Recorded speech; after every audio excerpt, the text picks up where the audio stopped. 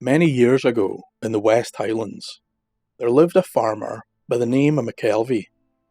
The harvest had recently ended, and the farmers were all readying their boats to transport their goods across the black pool of Loch Linnhe. McKelvey was a giant of a man, known far and wide for his strength. He owned a small farm some distance from Loch Linnhe, and there worked with the power of 3 men. Yet it was due to his farm being more distant than the others, that on one day he found himself by the banks of the loch, alone. The other farmers had arrived sooner, and quickly left, worrying about the storm clouds on the horizon. McKelvey, in all haste, packed his wares within the small rowing boat, but he was not quick enough. By the time the goods were stowed, a wild storm had arisen, and the commonly glass-like water of the loch was now heaving to and fro in great wind-battered waves. McKelvey, a little apprehensive, began to push the boat out when he spotted a young woman clad in a long green dress walking along the bank towards him. She greeted the farmer and asked if she could get a lift over the loch. The farmer was more than happy to oblige, but only if the water was not too rough for the woman. "If you're happy, then so am I," the young lady replied, climbing into the boat. The farmer then took hold of the oars and began to row into the storm. As the pair ventured further, the storm only became worse, and even the strong McKelvey began to struggle against the waves. The young woman asked if she could help. She could take an oar, and they could battle the storm together. The farmer only laughed and shook his head. Looking at the woman's thin build, she would be more likely to be hauled over the side than be of any aid, so McKelvey struggled on, with each pull of the oar sapping more of his strength. Eventually, the strong farmer could no longer propel the oars through the raging waves. All out of ideas, and fearing the dark depths of Loch Linnhe, the man gave in and passed an oar to the young woman. Instantly, she plunged the oar into the waves, and heaved with such strength the boat turned to its side. In complete shock, and with more than a little embarrassment, McKelvey heaved on his oar in time with the woman, and the boat was off. The farmer, even with all his strength, struggled to match the power of the woman, and soon the boat was skimming over the loch. In fact, so quick was the boat moving, that when they hit the other side, the boat slid up the bank and clear of the loch. McKelvey looked in awe of the woman, and invited her for dinner as a thank you for saving his life. But the young woman declined, and with a curious smile, left the boat and began to walk off down the bank.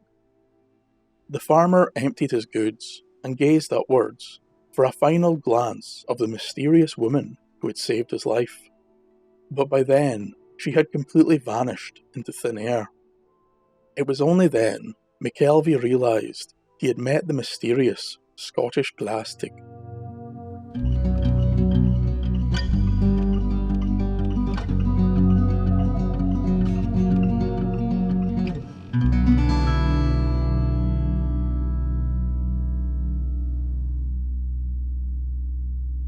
The Glaistig, or maiden uaine, the Green Maiden, is a solitary, supernatural spirit, sometimes described as a ghost, that appears all over the Scottish Highlands. The traditional description of the Glaistig has her appear with the upper half of a woman, and the lower half of a goat with cloven hooves. Although in many later tales, she appears as fully human, albeit with a hint of the fae or she. The spirit was known to have pale, near grey skin, and long golden hair. Often she would be clad in green, in the form of a long flowing robe or dress. This links the Glaistig quite firmly to the Daoine or fairy folk, as the green colour has always been seen in Scotland as a sign of the old gods or fair folk, and was thought to have magical properties. The Glaistig was said to be the strongest of she, and could summon to herself great power for feats of strength. She was also known to have a scream, that could awaken the echo of the most distant hills, and was matched only by the Irish Banshee, and much like her Irish cousin, the Glaistig is more commonly heard than seen. Like many Scottish beings from folklore, the Glaistig is often found near rivers and lochs all over the highlands. Many think that the Glaistig is a water spirit, and considering the common translation of Glaistig is water imp, it is a fair guess. Yet the original translation shows us differently. Glas meaning grey, pale, sickly, dark-hued, and tig meaning sneaking or crouching, suggests the ghostly, quiet nature of the creature, which may be a reason that the Glaistig is not only seen as a water spirit, but a creature of both earth and water. Then again, there are many theories on the origin of these beings, and considering the various traditions and roles that the Glaistig inhabits, it is no surprise that many points of origin can be pondered. Some claim the Glaistig to be pure she, one of the fair folk from the other side, possibly an outcast of the fairy realm, sent here as punishment or as a willful traveller, a being from beyond the fairy hills, come to help and aid humanity. Others believe that the Glaistig could be a form of hybrid, not unlike the Urisk. Perhaps the Green Lady is the offspring of both men and she, trapped between both worlds, yet belonging to none.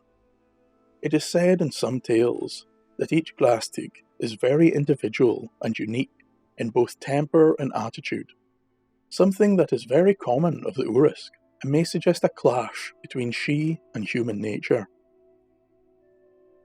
In some tales of the Glaistig, it is a human woman touched by the she, or given some form of enchantment by the fairies.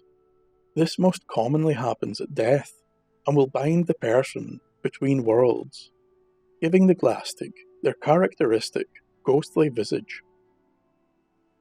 As I mentioned earlier, the Glaistig has taken on many roles throughout Scottish history, and as our folklore and traditions have changed over the years, so has the place of the Glaistig in our culture. Some tales of the spirit show her as a kind and well-meaning creature, while others display a cold and malevolent being. On some occasions, the Green Maiden is seen as a trickster, using her powers to make fools of simple humans, or leading travellers astray. This again shows a connection to the Urisk, and even displays many similarities to the Brownie. In her more positive role, the Glaistig is closely associated with the herding and care of cattle, and on occasion wild deer. In many Highland households, an offering of milk would be left each night for the Green Lady, in the hope that she would protect the cattle and keep them free from illness. This offering was always left outside the house, commonly in the barn or out in the grazing pastures. This can be seen in the tale of the Glaistig of Ardnadrochit. On the very eastern edge of Mull, not far from the castle of Duart, sits the small farm of Ardnadrochit. This farm was under the ownership of the Lamont family, and they had in their service a Glaistig, who would care for their cattle in return for a share of the milk. For many years, the enchanting green woman would bring the cattle to pasture, help with birthing, and generally keep them from harm. Under her dutiful watch, the herd flourished, and produced only the finest of milk. The news would spread far and wide about the magnificent cattle of the Lamonts. So far, in fact, it reached the ears of some undesirable raiders from Lorne, in the land of Argyll. One day, the raiders from Lorne would land in the Isle of Mull, with the goal of stealing the famous Lamont cattle. But the Glaistig of Ardnadrochit had been gifted foresight of this very occurrence, and with all haste herded the cattle high into the safety of the mountains. Unfortunately for both her and the cattle, the lorn men would make it across the land and began to scour the hills and mountains, searching for the elusive cattle. Soon it became obvious to the Green Lady that the men would find the cattle and they would be taken from their home. There was nothing more horrifying to the Glaistig than to lose the very creatures and friends she had cared for and reared for so many years. She was determined that the herd would not leave the Isle of Mull, and so one by one she struck the cows with the flat of her hand, and one by one they turned to stone and remained forever on the hillside. When the raiders searched the area, they could find no cows to steal, only an abundance of large boulders. Eventually, the men of Lorne would leave the island empty-handed, but this was also the last day the Lamont family would ever see the Glaistig of Ardnadrochit. The family deeply cared for the spiritual helper, and from that day on, they would always leave offerings of milk in the field of cattle-shaped boulders. As for the Green Lady herself, some tell that her job was done and so left the isle, but most believe that the guilt and sadness of turning the cows to stone broke the heart of the Green Lady, and it was by that means she died, never to be seen again. The tale of the Glaistig of Ardnadrochit reveals that on some occasions milk was poured over specific stones that may have been linked to old or even present spirits. This can also be seen in many other areas of Scotland. It is thought that in this role, the spirit is worshipped as a goddess of fertility and a guardian of animals. In some areas, the Glaistig was also seen as a goddess of the hunt. There she would herd wild deer over mountains and through dense forests. She could be a great help or hindrance to local hunters. On occasion, she would use her powers to disappear herds that men had trapped for many days. According to some, she would become violently angry if a hunter was to kill a doe rather than a stag.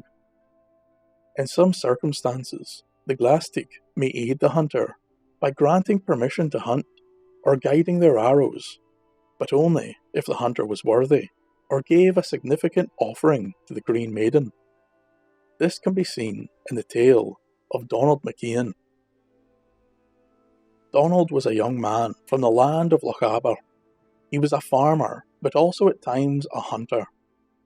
During the warmer months, he would take his cattle to the summer pastures in Benbreck, on the north side of the Blackwater. It was on one of these warm summer days that the young man, while relaxing in a meadow, would hear a strange voice in the distance. Glancing upwards, he saw to his amazement a young woman wearing a dark green shawl, running towards him with an unworldly speed. This was the Glaistig. With no delay, he scarpered out of her path and hid himself by a green bush. Yet it would seem that young Donald was not quick enough, as the spirit altered her bearing and made straight for the man. In a flash, she was at his side, standing with a mischievous grin upon her face. The Green Maiden then began to leap forward and back again over his body, clapping her hands and repeating a strange rhyme. Do you see the wee colt and the sweet gale, lying in the mist of the kine? A stroke he would strike between two strokes, and a stroke between two blows, in the meadow between two groves, and the grove between two meadows. The nonsensical song and dance continued for some time, as the Glaistig only quickened the pace. Donald was struck with fear and confusion. It was all he could do to hide his face and wait it out. Eventually, the odd woman would leap away from the man, and in 3 more great leaps, leave his sight entirely. A worried Donald herded his cows back to the small shalin where he lived in the summer months. There, waiting patiently for his master, was Donald's black dog, left guarding his home. Donald was grateful to see his companion, as he had heard tales that the Glaistig feared dogs over all else. so from now on he would not let the beast leave his side. Later that evening, as Donald and his dog lay sleeping, the latch on the Shaolin door was lifted, and slowly a beautiful young woman entered. The Glaistig, now within the home, crept to the bedside of the sleeping man, and just a moment before she could lay her cold hands upon him, the dog woke and rushed the woman. Barking and gnashing, the beast bowled her onto the ground, and stood atop the green maid, baring his sharp teeth. The Glaistig let out a great scream, and begged the half-wakened man to call her the dog. She promised that she would never bother him again, if only he removed the beast. Donald, in a daze, leapt from the bed and took hold of the dog, allowing the Glaistig to stand before him. The fair maiden of the fairy realm said to the man, "On the morrow, go early to Benbreck, and you will find the white hind, the greatest of all beasts, and an unparalleled trophy for any hunter." She then ran to the door and disappeared into the night. Early the next day, Donald travelled to Benbreck, with both bow and dog by his side. There he saw the young woman for the final time. She was surrounded by a herd of deer, and at the head of them was a beautiful white hind, a creature of myth and legend. The man drew his bow and let loose an arrow, and as it flew, the Glaistig cried out, "Stick in the stomach, arrow." And true enough, the arrow pierced the stomach of the noble beast, and it fell to the ground as the hunter's greatest prize.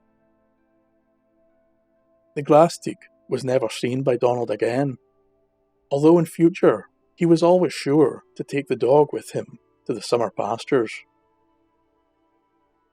The final famous role I will talk about is that of the castle-haunting Glaistig, more commonly referred to as green maidens or green ladies. In this role, a once mortal noble or affluent woman was cursed by the Sidhe with immortality and a portion of the fairy nature. This left her trapped between both worlds, a ghost or spectre, doomed to haunt a house or castle for eternity. This is where we see many stereotypical accounts of malevolent ghosts or vengeful spirits appearing in castles or the great houses of Scotland. Although not all tales of the Green Lady show her as evil, some display a caring creature, helping with household chores. Much like the brownie, the Glaistig would sweep, tidy, and secure the home when the residents retired for the evening.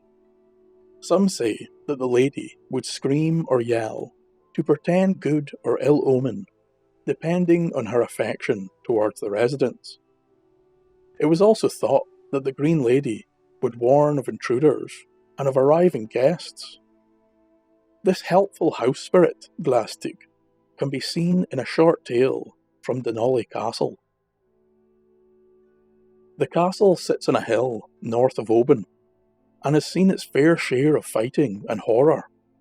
According to Irish records, it was attacked and set ablaze 3 times, once in 686, again in 698, and finally in 701.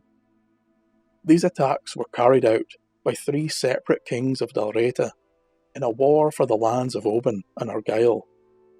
It was also the setting for many other battles in the 10th, 12th, 13th, 14th and 15th centuries.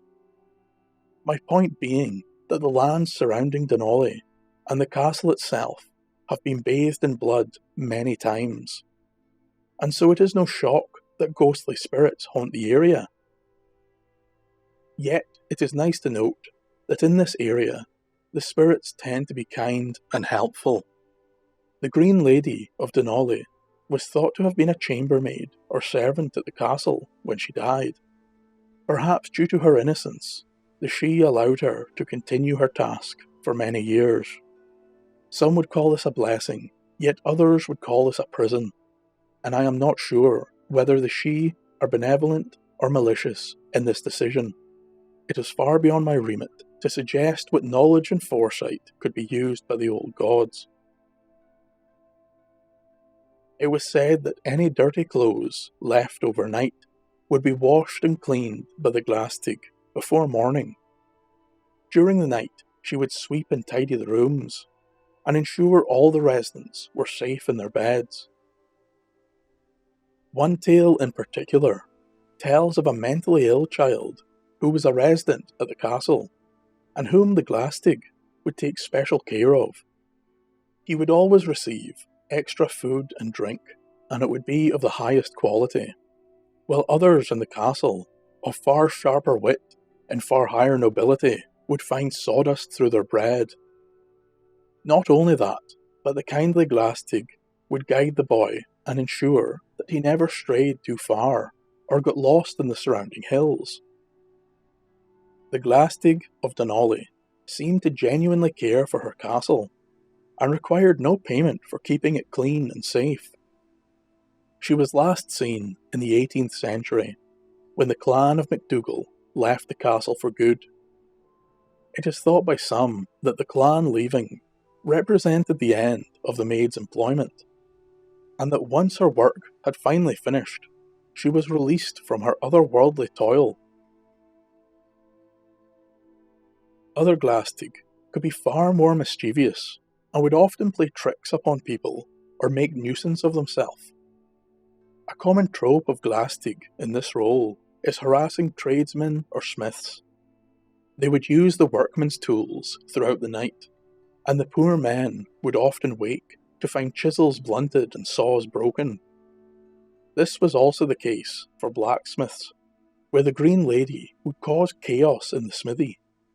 It is thought that these men were harassed for their use of iron, a substance that all of the Sidhe fear greatly. This can be seen in the tale of the smith and the Glaistig.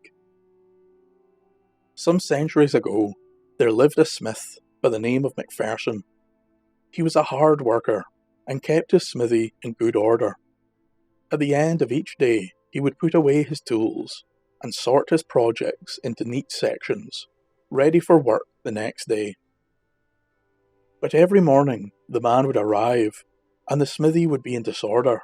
Tools and iron bars would be scattered about the floor. Nothing would be in its right place, and the whole smithy would be covered in charcoal and soot from the forge. This maddened the poor smith to no end.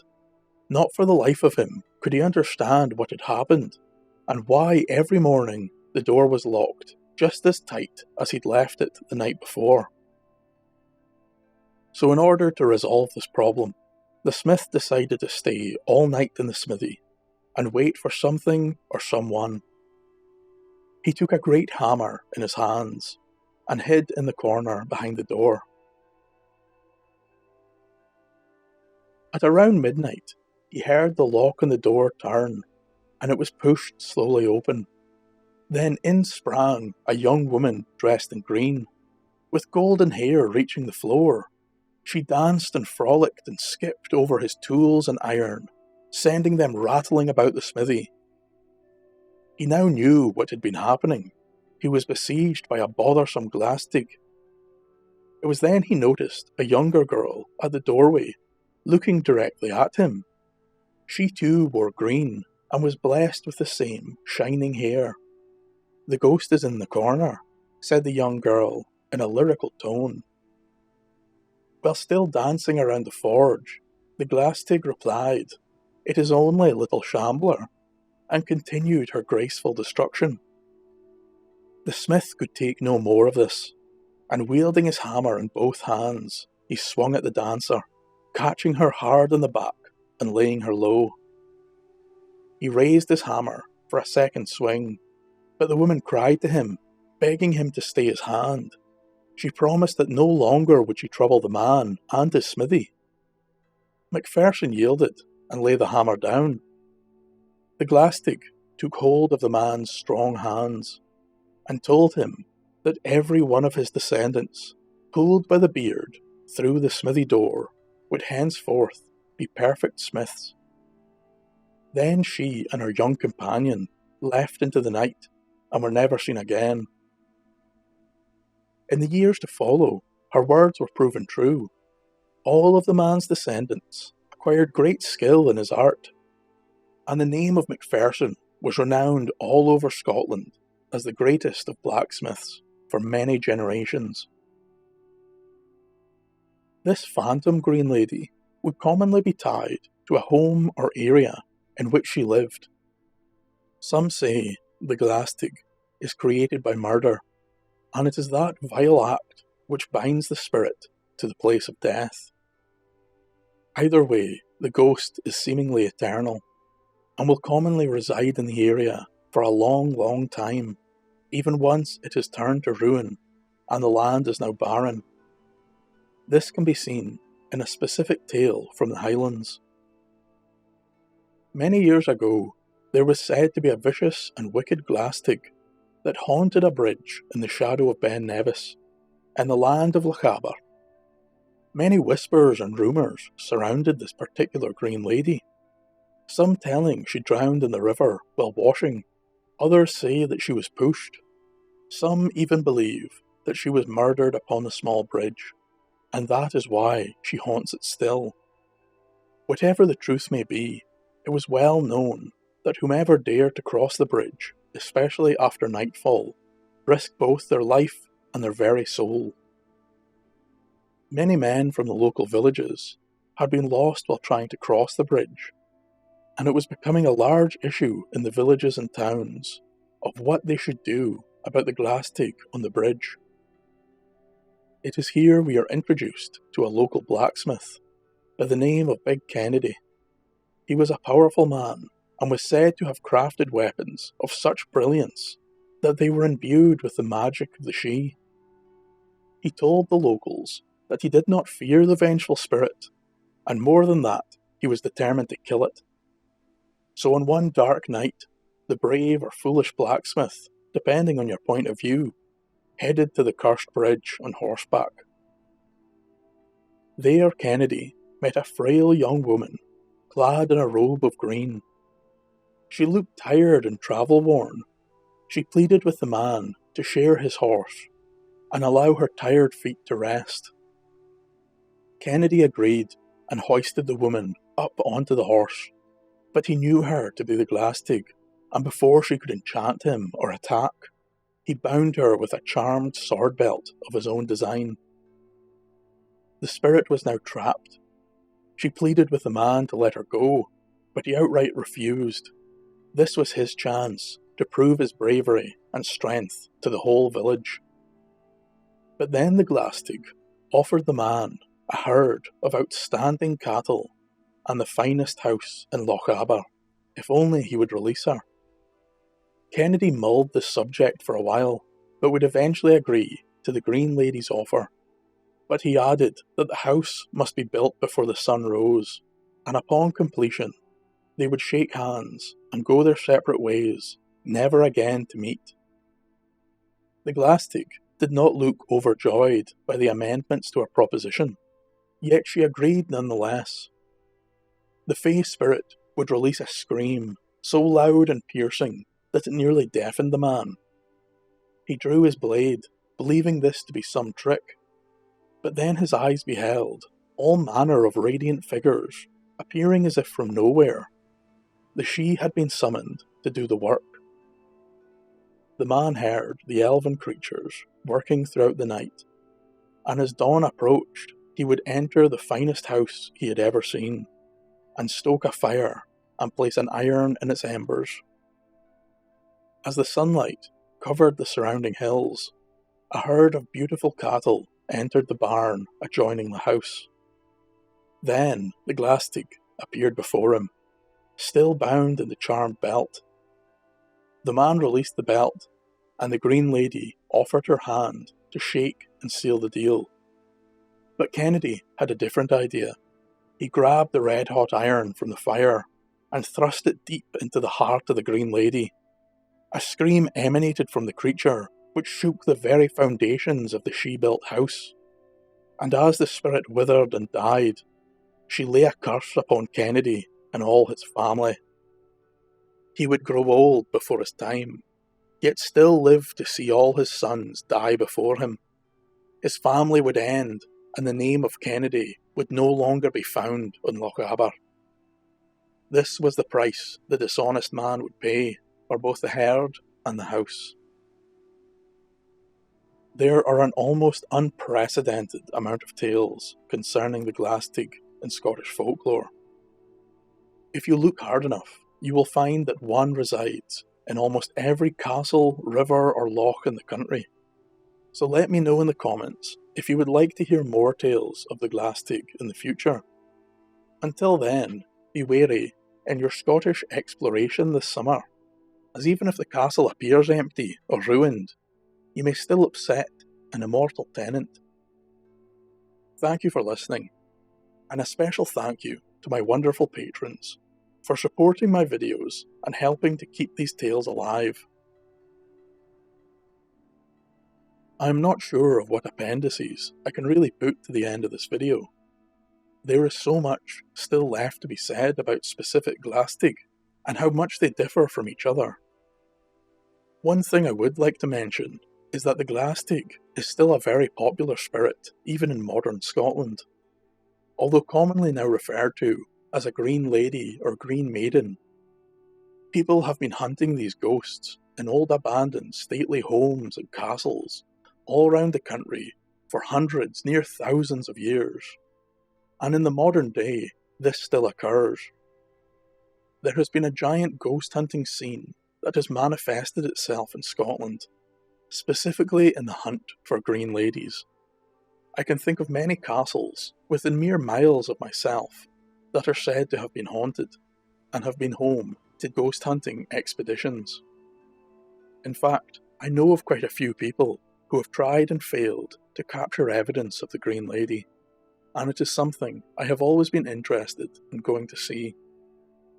So maybe one day in the future I can return to you and tell you either a magnificent tale of the Green Lady and my personal haunting, or a long cold night spent sitting in a castle or ruined stately home.